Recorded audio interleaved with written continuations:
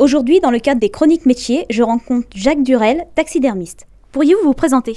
Bon, je m'appelle Jacques Durel, je suis taxidermiste à Tourlaville depuis 25 ans, bientôt 26 ans. Et voilà, je suis arrivé taxidermiste par passion de la nature, de la chasse, de la pêche et tout ce qui tourne autour. Comment l'êtes-vous devenu ? Quel était votre parcours ? Alors mon parcours, à 16 ans, j'ai fait un apprentissage de charcutier traiteur à Paris. J'ai été 15 ans charcutier traiteur en tant qu'ouvrier. Et au bout d'un moment, j'en ai eu un petit peu marre, j'ai eu envie de changer de vie, j'ai toujours été passionné et j'ai eu envie de devenir taxidermiste. Alors je me suis renseigné, on a fait un plan de formation sur 6 mois, donc j'ai trouvé un artisan dans le Sud-Manche, monsieur Jean-Pierre Renaud, qui exerce toujours, qui est meilleur ouvrier de France et qui est président du syndicat des taxidermistes. Et à la suite de ça, je me suis installé à Tourlaville. Comment décririez-vous votre métier ?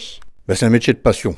D'abord, il faut être passionné. Il ne faut pas avoir envie de gagner des 1000 et des 100, il faut surtout être passionné. Il faut connaître la nature, connaître les animaux, s'y intéresser énormément, être observateur, patient, et puis être un petit peu doué quand même au niveau du dépeçage. Il faut travailler avec ses mains. Quelle est la journée type d'un taxidermiste ? Alors, il n'y en a pas vraiment de journée type.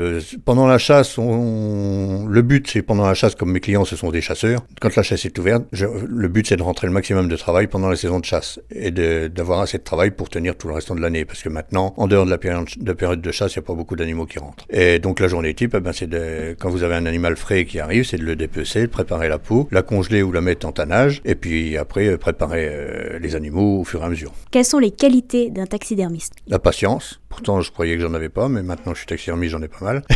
La patience, et puis surtout être passionné, toujours être passionné, s'intéresser à ce qu'on fait, et avoir envie voilà, quand on va au boulot le matin, on n'y va pas reculons, on y va avec envie. Peut-être un petit sens artistique aussi, vu que vous créez des scènes ?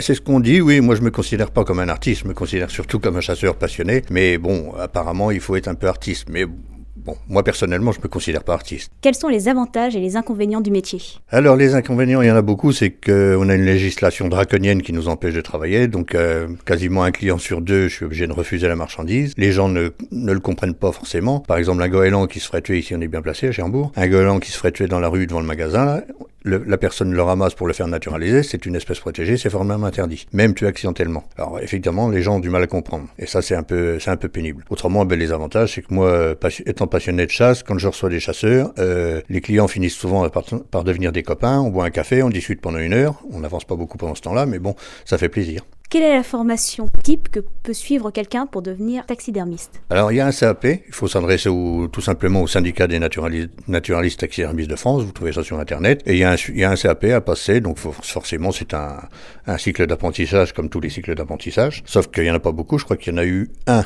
candidat a passé le CAP l'année dernière et qui n'a pas été reçu. Donc faut savoir que c'est un métier qui est quand même, on devait être 1 millier de taxidermistes il y a 30 ou 40 ans et on n'est plus que 250 aujourd'hui. Donc ça va pas vraiment dans le bon sens. Comment peut-on évoluer professionnellement ?